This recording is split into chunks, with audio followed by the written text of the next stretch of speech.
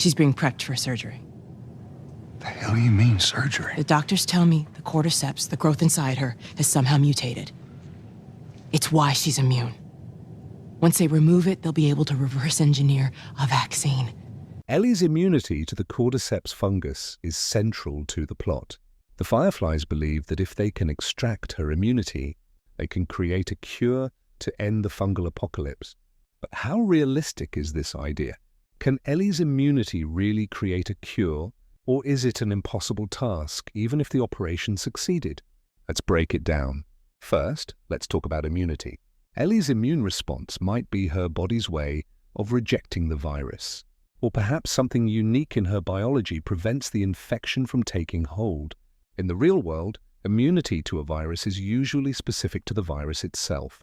But with cordyceps, which operates differently than most viruses, this kind of immunity is unheard of.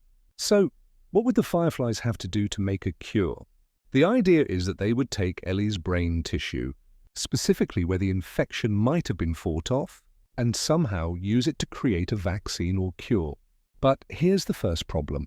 How do you extract immunity from brain tissue? That's highly experimental territory. Even with the most advanced technology, understanding and replicating Ellie's immunity from her brain is speculative at best. In reality, scientists would need to understand how Ellie's body fights off the fungus on a molecular level. A vaccine or cure is typically based on understanding the pathogen itself, how it infects, how it spreads, and most importantly, how to block it. The Fireflies, however, don't have that kind of knowledge. They have a single case, Ellie, and without further research or other cases of immunity, creating a reliable cure would be more guesswork than science. But even if they manage to isolate the cause of Ellie's immunity, there's still another issue. The cordyceps fungus mutates quickly. Infections like the cordyceps aren't static. They adapt. Even if they created a vaccine, the fungus could evolve faster than any cure could be developed. It's a race against time, but one that's hard to win when the virus constantly changes its tactics. And let's not forget another major complication, testing. In any real-world vaccine development, trials on animals or prior research into similar viruses are crucial steps.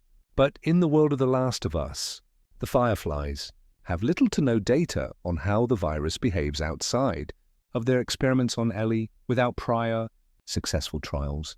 It's highly unlikely they could figure it out on their first try. So would Ellie's immunity really work for a cure? The truth is, even if the operation went as planned, the odds of creating an effective and stable vaccine would be extremely low. The Fireflies operation was based on hope and a lot of unknowns. Ellie's immunity, though unique, wasn't the perfect key to unlocking a cure. It was just one piece of the puzzle in a world full of complexity. And that's why, in the end, Joel's decision to save Ellie wasn't just about love, it was not worth the risk.